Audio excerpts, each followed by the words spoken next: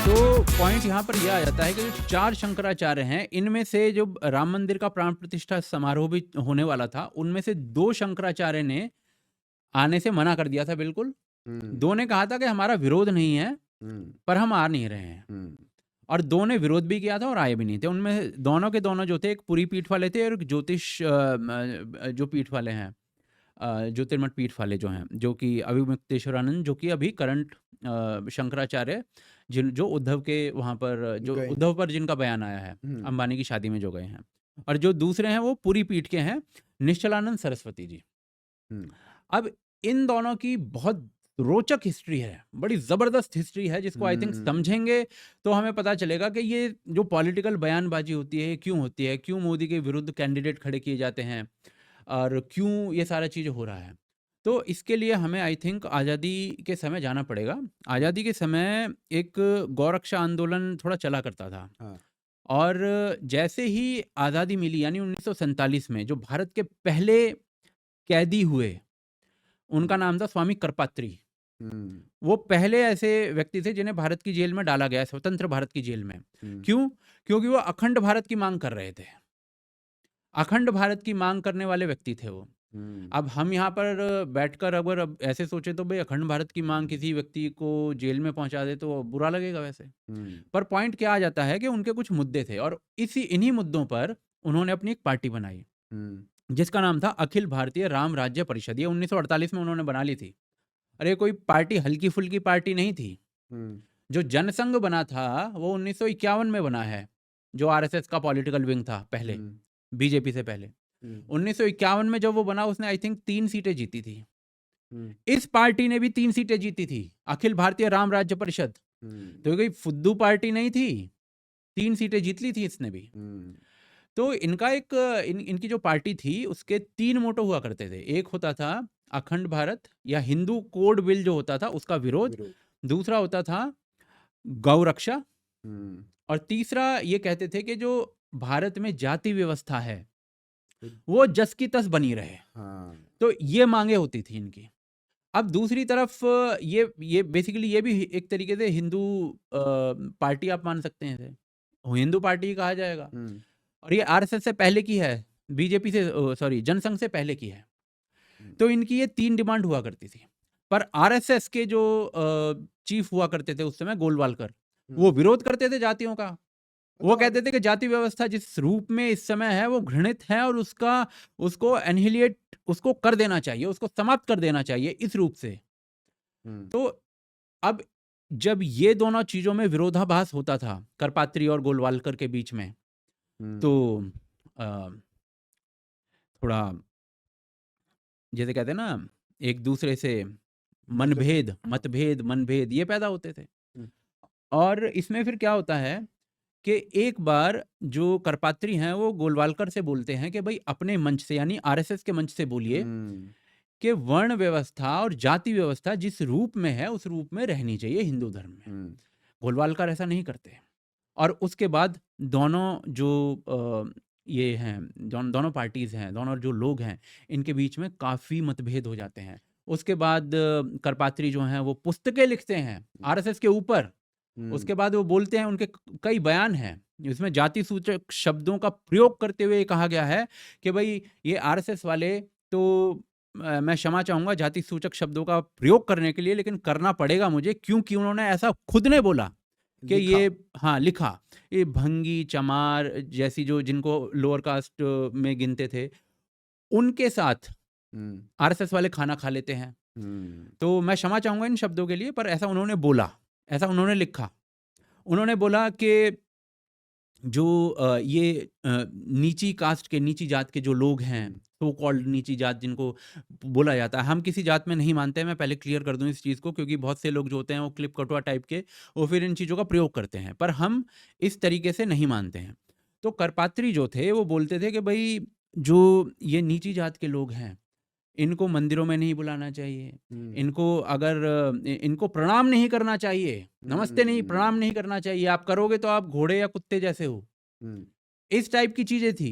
इनको दूध नहीं पीना चाहिए, दूध पीते हो तो दूध पीने वाला शूद्र जो होता है वो चंडाल बन जाता है। तो ये विचार थे।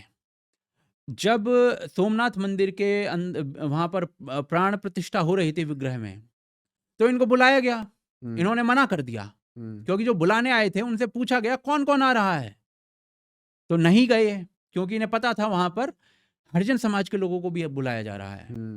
जब विश्वनाथ मंदिर जो काशी का, वहां पर भी ये विरोध करते थे हरिजन समाज के लोगों के जाने का। तो ये करपात्री जी महाराज का ये इस टाइप का इतिहास रहा था। और ये धीरे धीरे आरएसएस जो था वो आरएसएस अपने दिशा में कदम बढ़ाता जा रहा था इनके विरोध के उपरांत भी।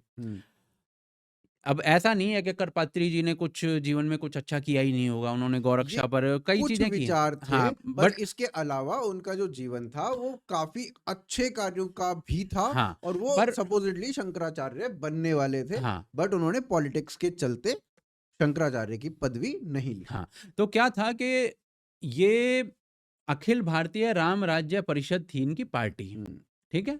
अब क्या होता है कि 1970 में ये आरएसएस से विरोध इतना बढ़ जाता है कि उन्होंने एक पुस्तक ही लिख दी आरएसएस पर, आरएसएस और हिंदू धर्म, इस टाइप से एक पुस्तक थी।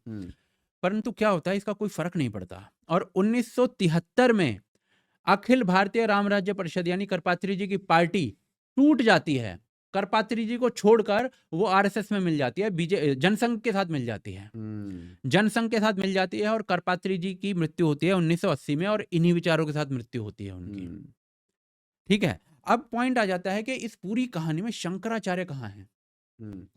तो शंकराचार्य जो हैं वो इस कहानी में इस तरीके से आते हैं कि 1953 ज्योतिर्मठ पीठ जो है, बद्रीनाथ पीठ जो है, वहां पर वहां के जो शंकराचार्य थे पुराने, उनकी मृत्यु हो जाती है। 1953 में नए शंकराचार्य को वहां पर बिठाया जाता है, बिठाने का आह्वान किया जाता है, सॉरी बिठाया नहीं जाता, बिठाने का आह्वान किया जाता है। वो करपात्री जी थे, शंकराचार्य के पद पर बैठने वाले थे, पर वो बैठे नहीं, उन्होंने किन्हीं कारणों से मना कर दिया। लोग कुछ बोलते हैं कि भाई वो कारण ये थे कि वो पॉलिटिक्स में थे, उनकी पार्टी 3 सांसद भी जीत चुकी थी, वो पॉलिटिक्स में एक्टिव थे, उनकी बातें भी सुनी जाती थी। तो इस कारण से वो शंकराचार्य के पद पे नहीं बैठे, पर असलियत किसी को नहीं पता।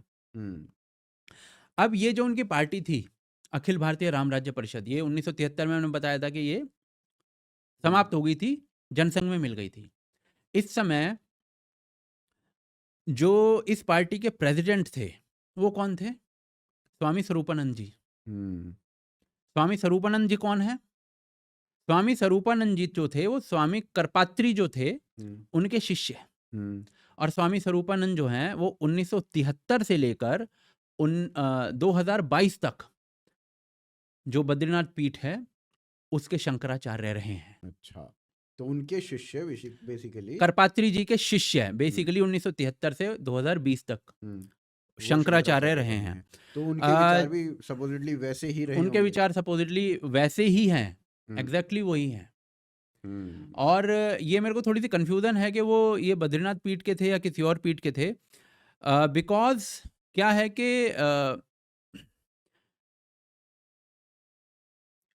उनके बाद नहीं, बद्रीनाथ पीठ के ही थे, सॉरी मैं ठीक हूँ।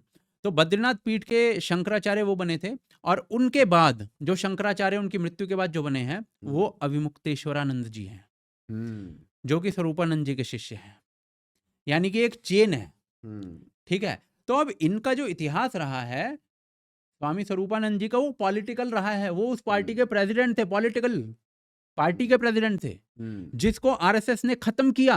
तो बेसिकली आरएसएस की विचारधारा ने जिसे खत्म किया, तो कहीं ना कहीं होता है ना कि सिविलाइजेशनल या सॉरी जो जनरेशनल एक बायस होता है, एक प्रेजुडिस होती है कि इन्होंने हमारे जो पॉलिटिकल विंग थी उसको खत्म किया।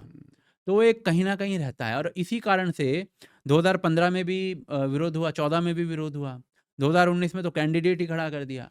वो सारी चीजें दिखती हैं, वो बायस दिखता है। और दूसरी चीज आ जाती है कि जो दूसरे ये हैं हमारे शंकराचार्य जी हैं, पुरी वाले जो निश्चलानंद जी हैं, वो भी उनके ही शिष्य थे, यानी करपात्री जी के शिष्य। करपात्री जी के 2 शिष्य आगे जाकर शंकराचार्य बने। तो मतलब करपात्री जी वाज दैट ब्रेनी हाँ, बट उनके कुछ प्रेजुडिस थे कुछ जाति व्यवस्थाओं को लेकर। हाँ, जिनसे हम एग्री नहीं करते हैं। हम्म, तो ये सारी चीज़ें थी और इस प्रकार से जो हमें लगता है कि भई शंकराचार्य हैं, शंकराचार्य को धर्म के काम करने चाहिए, शंकराचार्य को पॉलिटिक्स में नहीं आना चाहिए, शंकराचार्य गलत बयान कर रहे हैं। तो देयर इज़ अ हिस्ट्री जिसके कारण से उनका ये विरोध है, उनका उनका एक प्रेजुडिस है और वो सेट है हमेशा से। हम्म। तो ये रीज़न है बेसिकली।